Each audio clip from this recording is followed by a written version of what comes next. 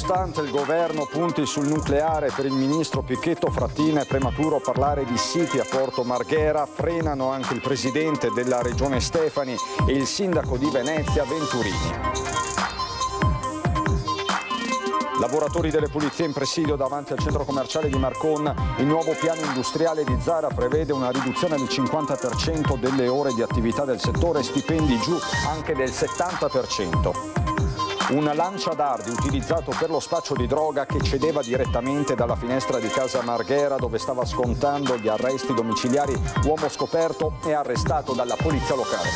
Violenza di genere, d'allarme della Procura di Venezia, 15 casi di codice rosso al giorno, un fenomeno che non accenna a diminuire e che continua a colpire donne di ogni età. In migliaia alla chiesa San Pio X di Marghera per l'ultimo saluto il musicista Renato Vianello, colonna portante della band locale Gli Amici. Eseguito a Padova il primo trapianto di rene con chirurgia robotica, donatore e ricevente sono veneziani, una mamma ha donato il suo organo al figlio di 35 anni, entrambi stanno bene.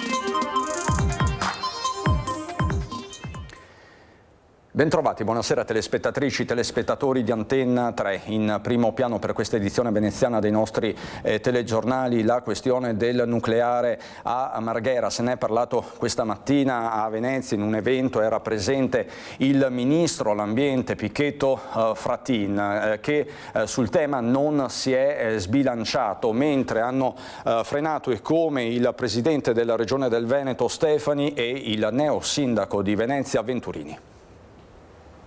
È una necessità per integrare la nostra produzione di energia rinnovabile, perché chiaramente noi non riusciamo a raggiungere obiettivi di decarbonizzazione e di superamento anche fra qualche decennio del fossile e rispondere alla domanda senza una produzione che abbia una gestione di continuità. Il nucleare è tale ed è pulito. Nucleare e rinnovabili sono la ricetta del governo per affrontare il fabbisogno energetico. L'ha ribadito il ministro dell'Ambiente e Sicurezza Energetica Pichetto Fratin in occasione della Venice Climate Week a margine della festa dell'innovazione promossa dal Foglio.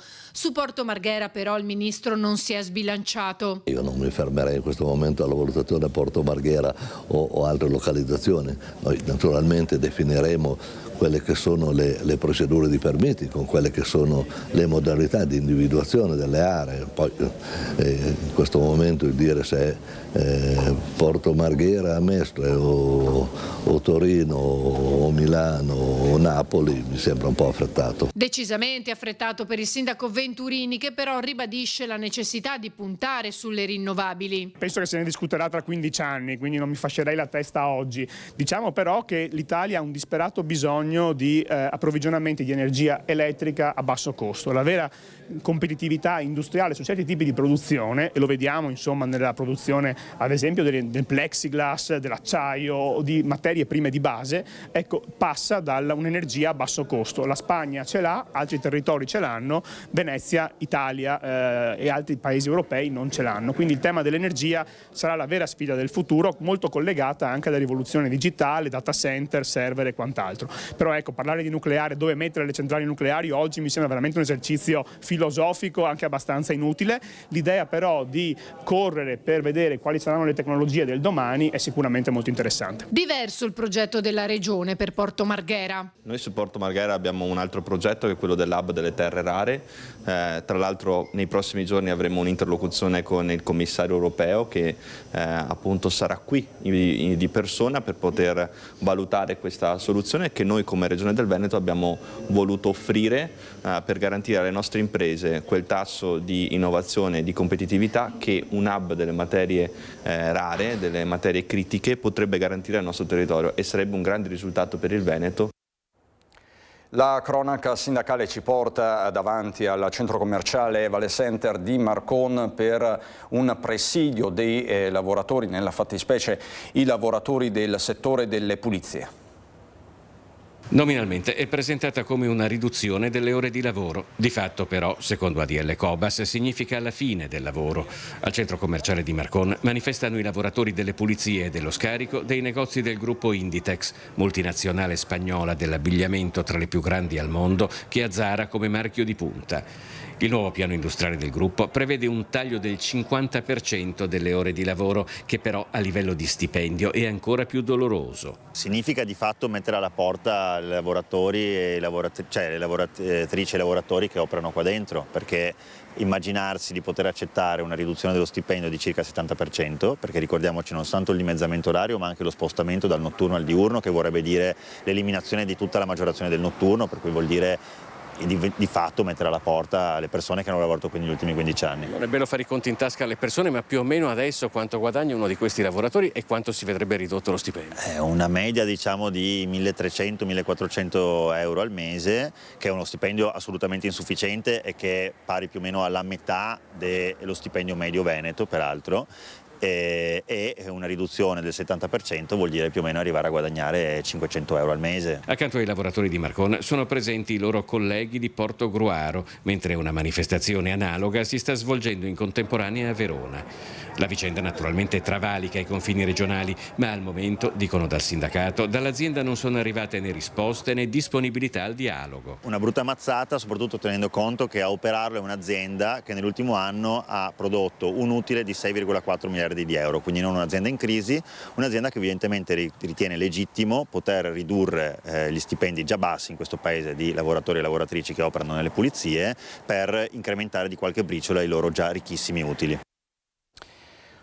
Un lanciadardi utilizzato anche per lo spaccio di droga che cedeva direttamente dalla finestra di casa, sebbene fosse agli arresti domiciliari. Durante la perquisizione dell'appartamento le forze dell'ordine hanno sequestrato 30 grammi di cocaina già suddivisa in dosi più altri 10 grammi appena ceduti, materiale per il confezionamento e un lanciadardi appunto rinvenuto insieme agli altri oggetti presenti nell'abitazione. Doveva scontare gli arresti domiciliari, ma secondo gli agenti della Polizia Locale di Venezia aveva trasformato la propria abitazione in una base per lo spaccio di sostanze stupefacenti. Un uomo residente a Marghera è stato per questo arrestato dopo essere stato sorpreso a vendere dosi di cocaina direttamente dalla finestra di casa, nonostante fosse sottoposto alla misura restrittiva. L'attività investigativa sarebbe partita da movimenti sospetti e da un continuo via vai di persone nei pressi dell'abitazione.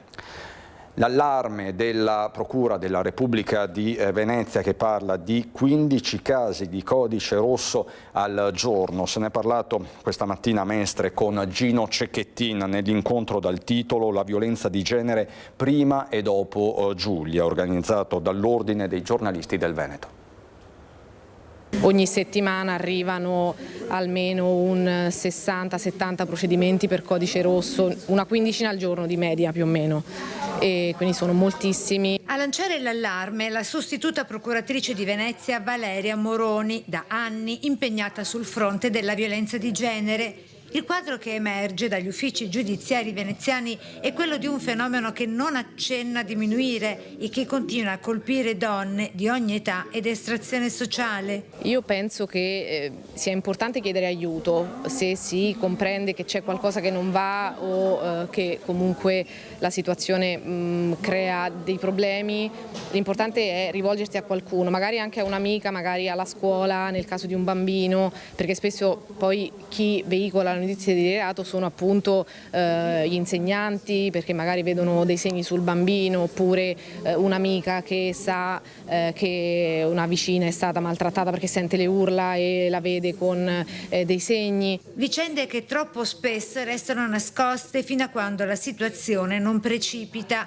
Così anche Gino Cecchettin, a 3 anni dal femminicidio della figlia Giulia, racconta un dolore che resta presente ogni giorno, ma che ha deciso di metterla al servizio degli altri e che si traduce nel lavoro della Fondazione Giulia Cecchettin, impegnata nella prevenzione della violenza di genere attraverso l'educazione e la sensibilizzazione. L'opera della Fondazione la stiamo portando avanti, sempre nel nome di Giulia, sempre cercando di far capire come quel dolore che è residente in noi possa promuovere qualcosa di positivo, e il confronto che si è acceso oggi con dibattiti costruttivi parlando di violenza di genere lo facciamo per gli altri. Migliaia i ragazzi e le ragazze, specie adolescenti, da lui incontrati finora. A colpirlo le loro domande per costruire relazioni sane e contrastare la cultura del possesso e del controllo, dice. Molto attente alle questioni delle relazioni che hanno tra pari,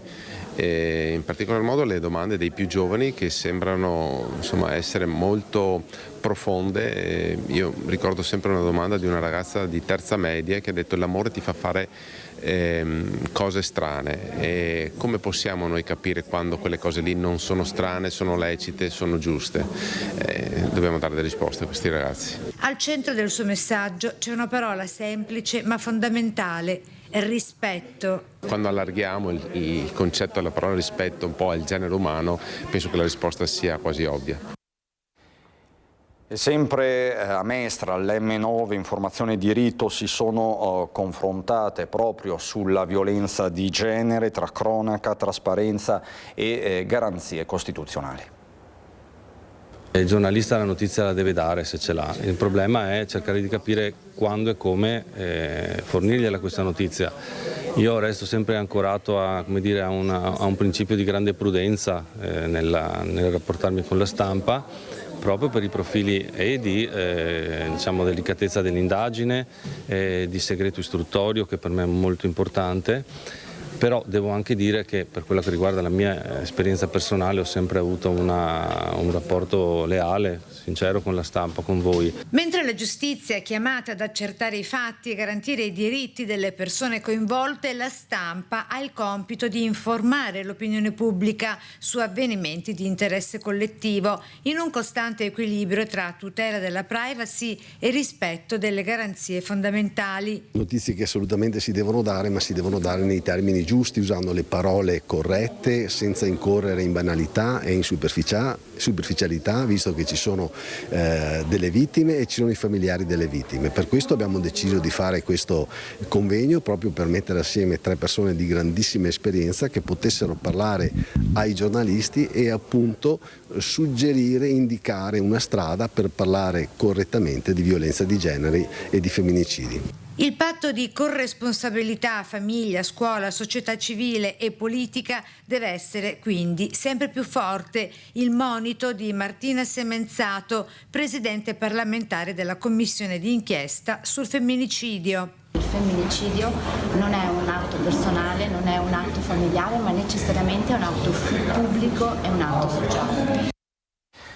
Torniamo alla festa dell'innovazione, dove era presente anche il ministro Pichetto Fratin, perché una riflessione è stata fatta dal direttore de Il Foglio che organizza l'evento, Claudio Cerasa, una riflessione sui volti nuovi della politica regionale, in particolare Stefani e Venturini, 2 giovani in 2 ruoli di potere, sono un segnale interessante. Sentiamo la sua riflessione. È un segnale interessante perché a Venezia, ma anche in Veneto, c'è un'innovazione interessante che riguarda i giovani, tanti giovani che assumono posizioni di potere e questa è una grande assunzione di responsabilità che dà speranza sul futuro. A margine della festa dell'innovazione nella sede di The Human Safety Net all'interno delle Procuratie Vecchie a San Marco, il direttore del Foglio commenta i recenti risultati elettorali a Venezia con la vittoria di Simone Venturini e in Regione con la vittoria di Alberto Stefani, 2 figure, dice, giovani e determinate.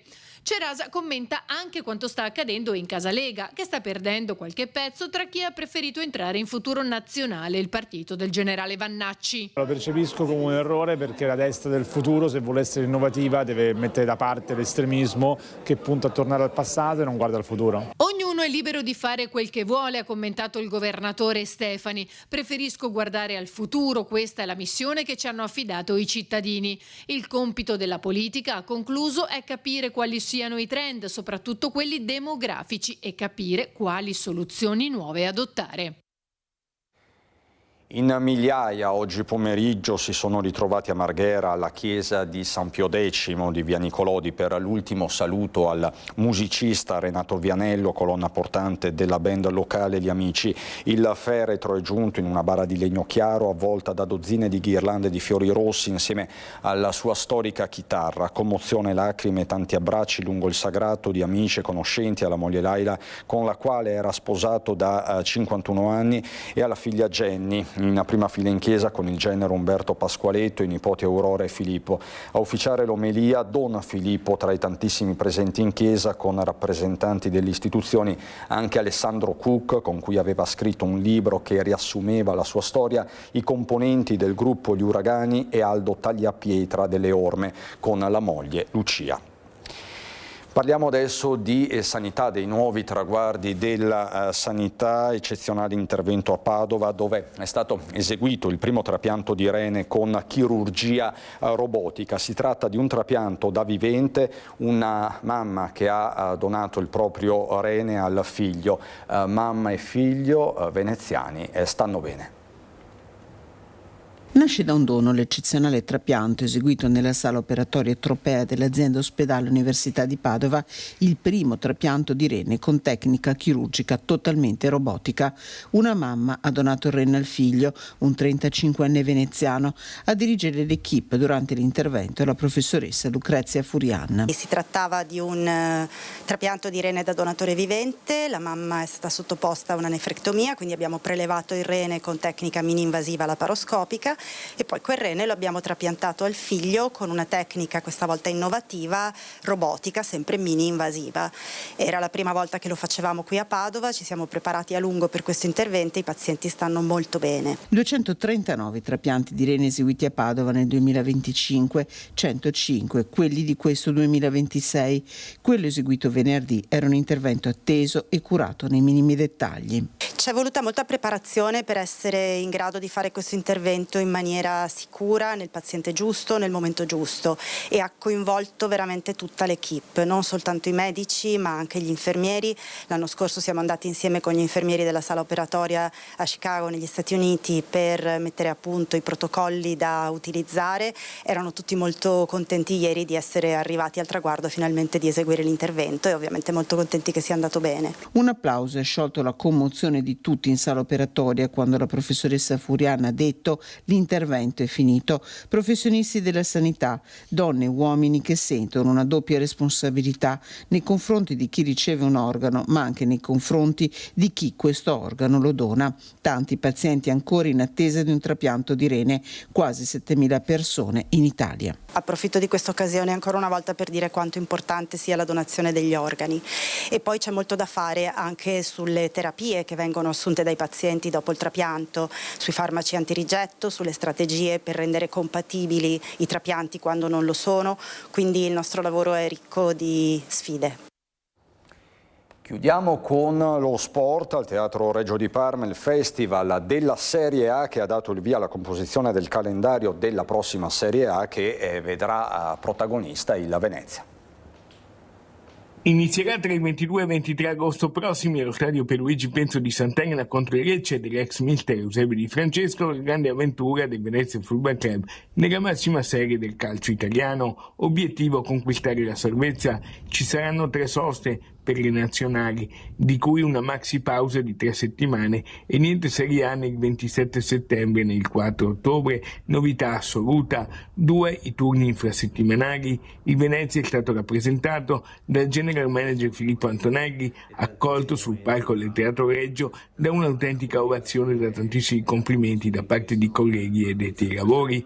A Venezia, dalla premiazione dei Leoni d'Oro, mister Stroppa e Molinaro hanno detto: il direttore sa quello che eventualmente c'è bisogno per competere in quest'altra categoria. Lei ha detto che è un altro sport della Serie A rispetto alla Serie B. Sì, assolutamente lo confermo, ma i numeri lo confermano, le giocate individuali, la straordinarietà dell'impatto fisico, la qualità anche delle idee da parte dei calciatori. Comunque per di capire che ha firmato.